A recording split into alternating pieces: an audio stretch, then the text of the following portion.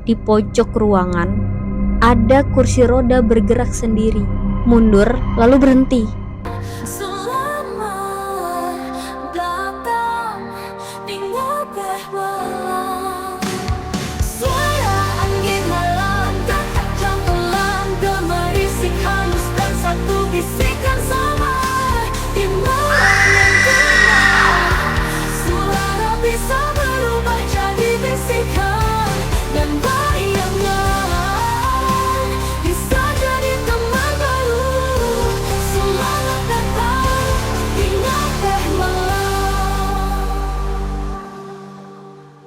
Assalamualaikum warahmatullahi wabarakatuh. Balik lagi sama aku di Ngapeh Malam. Dan terima kasih udah klik video ini.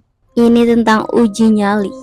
Pernah gak sih kalian mikir acara uji nyali di TV itu cuman gimmick, cuma settingan biar penonton takut terus tertarik? Tapi sebenarnya orang yang diuji nyali itu gak ngerasain apa-apa sebenarnya, aman-aman aja. Jujur, aku dulu juga mikir kayak gitu loh. Sampai akhirnya ada seseorang, sebut aja namanya Fikri, yang bener-bener pernah ikut acara uji nyali, tapi ini dari kampusnya. Dan dia pulang tuh dengan kondisi yang udah beda. Bukan cuman beda secara mental, tapi kayak bukan orang yang sama lagi. Dan cerita ini bukan cuman tentang malam itu, tapi tentang apa yang ikut pulang bareng dia. Fikri ini teman lamanya Ucok. Dulu tuh dia tuh anak skeptis banget sama hal-hal mistis. Sering ngeledek Ucok karena Ucok ini memang suka sama cerita horor gitu kan, film-film horor. Suatu hari Fikri ini ada dapat info dari temennya kalau ada acara seru-seruan dari kampusnya, acara ulang tahun gitu deh kayaknya. Dan hadiahnya tuh lumayan, ada makan gratis juga. Fikri tergiur lah, langsung daftar dia.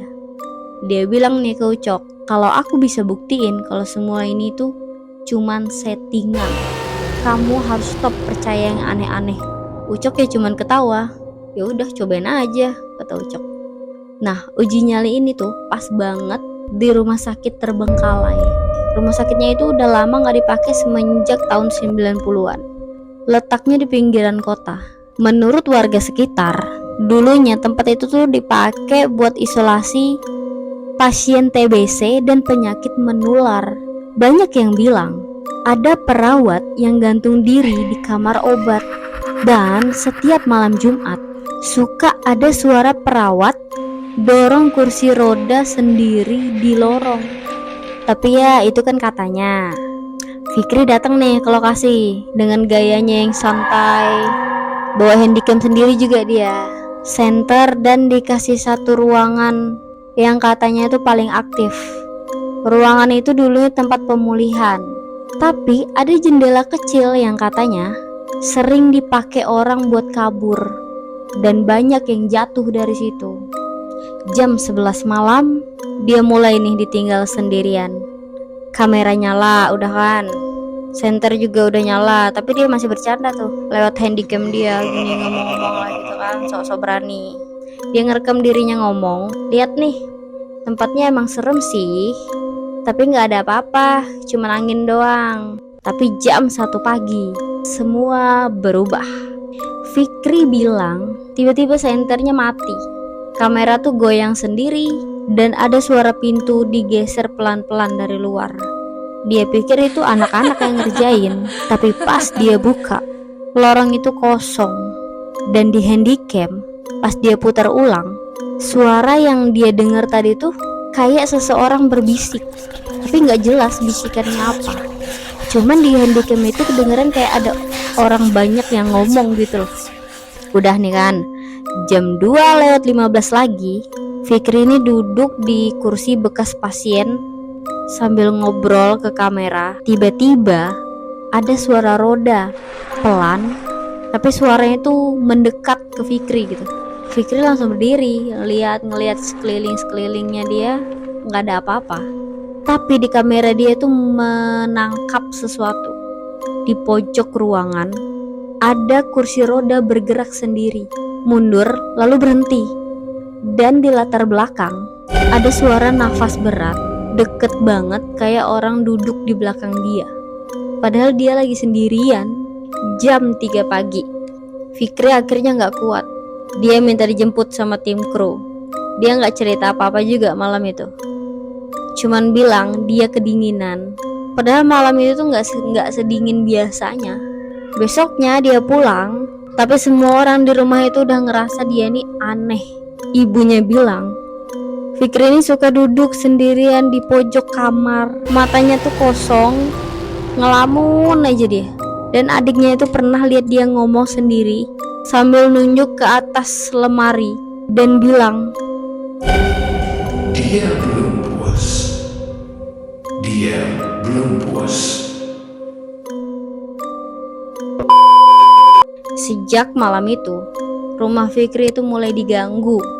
Ada suara air keran itu nyala sendiri. TV nyala jam 3 pagi, padahal orang-orang udah pada tidur. Dan anehnya, setiap hari Jumat, kursi kayu yang ada di ruang tamu itu sering pindah-pindah sendiri. Fikri sendiri jadi pendiam, gak pernah cerita soal apa yang dia alami saat itu. Sampai suatu malam, Ucok nih datang ke rumahnya. Dia cuman bilang, aku bawa pulang sesuatu, tapi gak tahu caranya gimana balikin. Beberapa minggu setelahnya, Fikri akhirnya cerita panjang. Waktu semua lampu mati di rumah sakit itu, dia ngeliat sosok perempuan jalan pelan, nunduk, baju putih, dan berdarah.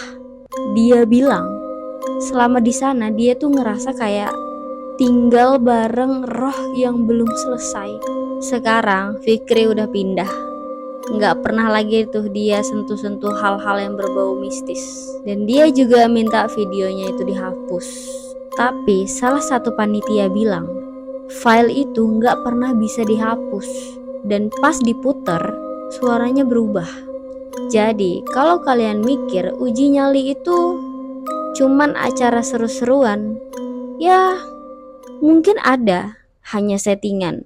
Tapi namanya kalau kita ditinggal sendirian di sebuah ruangan atau tempat-tempat yang memang sepi, terus angker, terbengkalai, itu nggak mungkin loh. Nggak mungkin bener-bener cuman kita yang ada di sana. Pasti ada entitas lain. Percayalah, ada hal-hal yang lebih senyap dari sekedar rasa takut.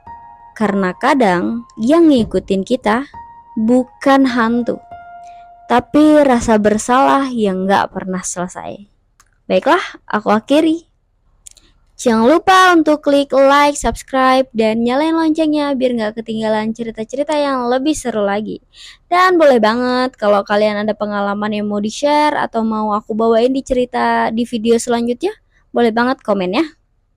Aku akhiri. Wassalamualaikum warahmatullahi wabarakatuh. Bye-bye.